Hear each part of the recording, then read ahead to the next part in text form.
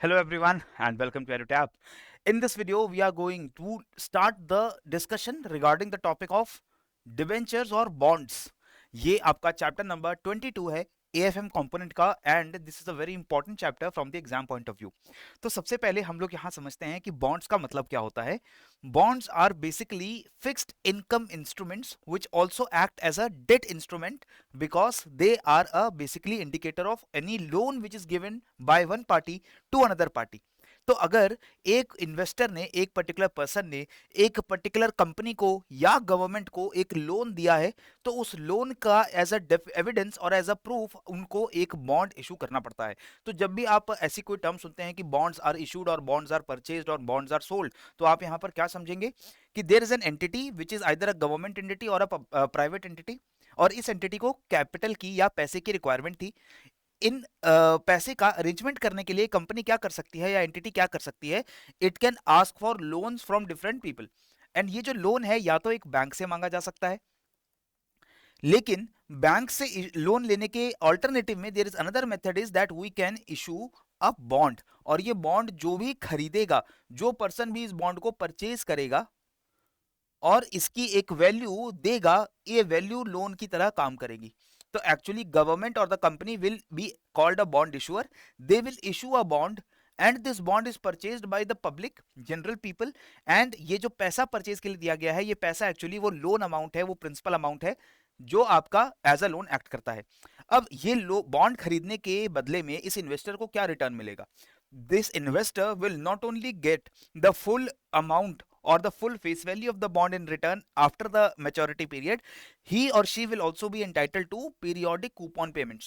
ये coupon payments एक तरीके से इंटरेस्ट का काम करती है।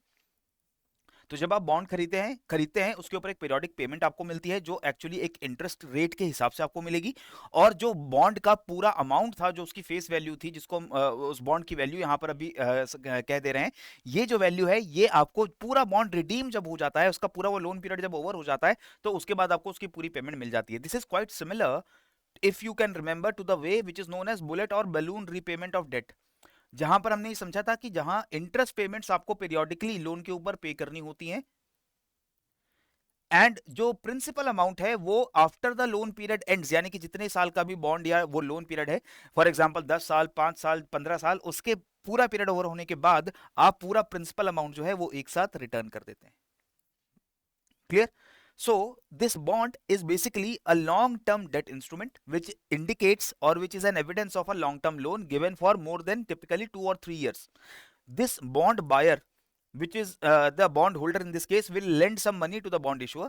The bond holders, that is these investors, they have the right to certain guaranteed payments which are known as coupon payments, and this coupon payment is basically the interest that you receive on the bond on the according to the borrowed amount or according to the principal which you have used to purchase the bond. अब ये जो bond है इसकी पूरी कहानी को अगर हम ध्यान से समझ लें तो यहाँ पर हमें क्लियर हो गया कि बॉन्ड को खरीदने वाला क्या बन जाएगा? Bond purchaser. बॉन्ड को जो ओन करता है वो बन जाएगा bond holder.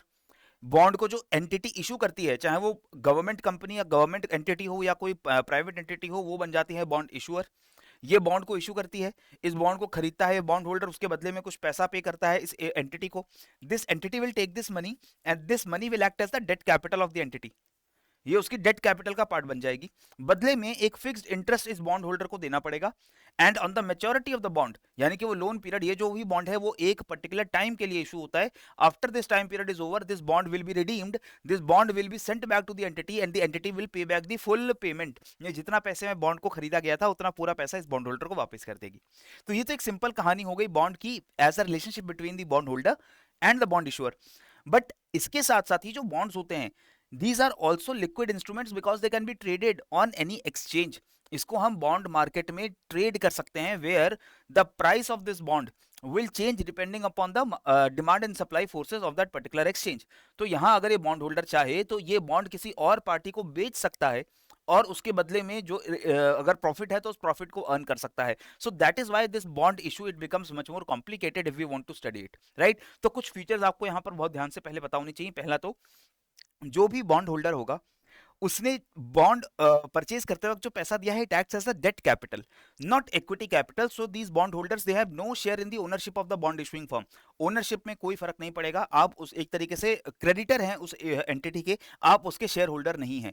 The private sector companies also issue bonds which are also known as debentures in India. तो यूजुअली जो गवर्नमेंट एंटिटीज बॉन्ड्स इशू करते हैं उनको हम बॉन्ड्स बोलते हैं, लेकिन private entities whenever they issue bonds they are also known by the term debentures. All debt instruments, bonds भी हर डेट इंस्ट्रूमेंट की तरह इनमें भी एक रिस्क होता है कि डिफॉल्ट हो सकते हैं बॉन्ड। जिस एंटिटी ने बॉन्ड इशू किया है वो एंटिटी अपनी पीरियोडिक कूपन पेमेंट्स करने में फेल हो सकती है, या फिर जो रिडेम्पशन वैल्यू है, यानी बॉन्ड का जब पीरियड ओवर होता है, बॉन्ड मैच्योर हो जाता है, तो उसकी मैच्योरिटी वैल्यू, वो रिडेम्पशन वैल्यू देने में भी फेल हो सकती है, right. Usually the bonds which are issued by the government they do not have any risk at default, क्योंकि जो गवर्नमेंट के जो बॉन्ड्स होते हैं, सिक्योरिटीज होती हैं, वो सबसे ज्यादा सिक्योर होती हैं। And the public sector companies in India, उनके जो बॉन्ड्स इशू होते हैं they are generally secured, but they are not free from default. Risk का जो डिफॉल्ट का रिस्क है वो जरूर रहता है, क्लियर। इसी की वजह से जो बॉन्ड का प्राइस है मार्केट के अंदर, that can also fluctuate. Next, if the issuing firm fails to pay the coupon interest or the redemption value, legal actions can be taken against the firm. It is just like whenever I give a loan to any party and that party is not giving me the interest payment or the principal amount according to the repayment agreement, तो मैं उसके खिलाफ legal actions initiate कर सकता हूँ। Interest payments जो भी आपकी एंटिटी करेगी, they are tax deductible. So ABC company which has issued the bond and which has taken the debt capital from the bond holders, वो जितना फिक्स्ड पेमेंट करती है इंटरेस्ट के फॉर्म में, यानी जो कूपन पेमेंट्स करी जाती हैं, these are obviously done out of profits. तो इस प्रॉफिट में से वो सारे इंटरेस्ट पेमेंट्स को डिडक्ट करने के बाद जो प्रॉफिट बचता है, दैट इज द प्रॉफिट और द अर्निंग्स आफ्टर इंटरेस्ट, उसके ऊपर आपका टैक्स लायबल होता है, उसके ऊपर आप टैक्स पे करते हैं। तो जितना इंटरेस्ट पेमेंट्स आप बॉन्ड्स के ऊपर करते हो, उसके ऊपर आपको टैक्स नहीं देना पड़ता है, ठीक है। सर्टिफिकेट्स ऑफ डिपॉजिट्स और short term commercial papers are money market instruments and not bonds. आपको ध्यान रखना है, सीओडीज जो सर्टिफिकेट ऑफ डिपॉजिट होते हैं, कमर्शियल पेपर्स होते हैं, ये मनी मार्केट इंस्ट्रूमेंट्स होते हैं, इनको बॉन्ड्स की कैटेगरी में हम लोग नहीं डालते हैं। और बॉन्ड्स लिक्विड इंस्ट्रूमेंट्स होते हैं। यूजुअली जो आपका डेट होता है वो बहुत ज्यादा लिक्विड नहीं होता है, लेकिन ये जो बॉन्ड्स हैं, these are liquid because they can be sold और बाय और bought at the bond exchange. Next, इस क्वेश्चन को आंसर करके इस सेशन को यहां कंक्लूड करते हैं, that which of the following is not true about bonds. Bonds के बारे में क्या सही नहीं है?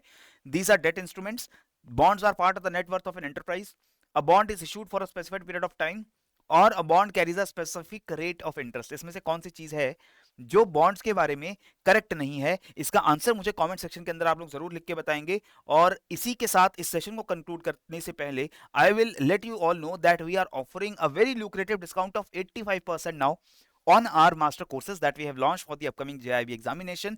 इस कोर्स के अंदर आप एक बार अगर जाकर इसको चेकआउट करें तो आपको देखने को मिलेगा that we have recorded classes, we have chapter wise quizzes, we have chapter wise notes, we have full length mock tests, 10 full length mock tests per subject, and also the previous year's questions of 2023 for all the 4 components along with their solutions। ये सारी चीजें आपको एक बहुत affordable price के साथ इस course के अंदर अवेलेबल होती हैं, लेकिन सब्सक्राइब या परचेज करने से पहले एक बार इस कोर्स को चेकआउट जरूर करिए। We have already given our trial classes and demo material there, तो उसको अगर चेकआउट करना चाहते हैं एक बार नीचे डिस्क्रिप्शन बॉक्स को जरूर देखिए, वहां आपको लिंक अवेलेबल होगा, वहां से जाकर आप इसको चेकआउट कर सकते हैं। एंड इसी के साथ इस सेशन को यहाँ पर कंक्लूड करते हैं। आप सभी लोग पढ़ते रहिए, बढ़ते रहिए। जय हिंद एंड जय भारत।